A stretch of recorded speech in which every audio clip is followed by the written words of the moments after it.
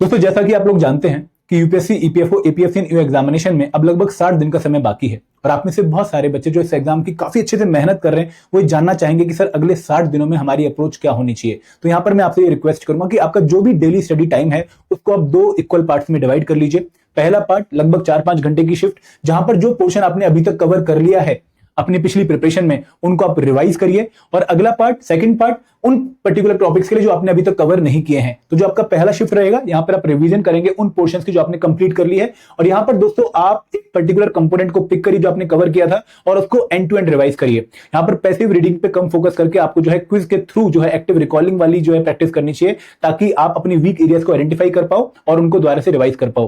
दोस्तों एक बात और ध्यान रखिएगा कि जब आप टॉपिक्स को रिवाइज कर रहे होंगे तो यहां पर आप उनका ऑर्डर ऑफ सीक्वेंस ब्रेक कर सकते हैं। फॉर एग्जांपल जब आप इंडियन पॉलिटी रिवाइज कर रहे हैं तो आपको important topics like Indian parliament, DPSP, supreme court, इनको पहले रिवाइज करना चाहिए और लेस इंपॉर्टेंट टॉपिक्स को बाद में रिवाइज करना चाहिए।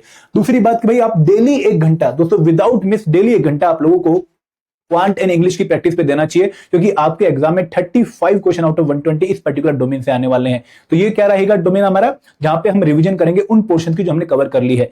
तो सेकंड पोर्शन रहेगा हमारा रिमेनिंग पोर्शन को कवर करने वाला। तो यहां पे हम एक कंपोनेंट पिक करेंगे और अगेन एक प्रायोरिटी ऑर्डर में जो है पिक करेंगे कि जो कंपोनेंट की एग्जाम में वेटेज ज्यादा है उसको हम पहले पिक करेंगे, जिसकी वेटेज कम है उसको हम बाद में पिक करेंगे। फॉर एग्जांपल अगर आपके स्पेशल कंपोनेंट्स बाकी हैं तो आप IR and labour law, accountancy को प्रायोरिटी में पिक करेंगे और ऑडिटिंग इंश्योरेंस को बाद में पिक कर सकते हैं। तो यहां पर भी आप एक कंपोनेंट एक टाइम पे पिक करिए, उसको अच्छे से कवर करिए। बट दोस्तों आप इस पर्टिकुलर कंपोनेंट के लिए जितना भी टाइम डिवोट करेंगे उसका 90% टाइम नया पोर्शन कवर करने में और 10% टाइम जो दिन आपने पढ़ा होगा उसको रिवाइज करने में डिवोट करना है आपने।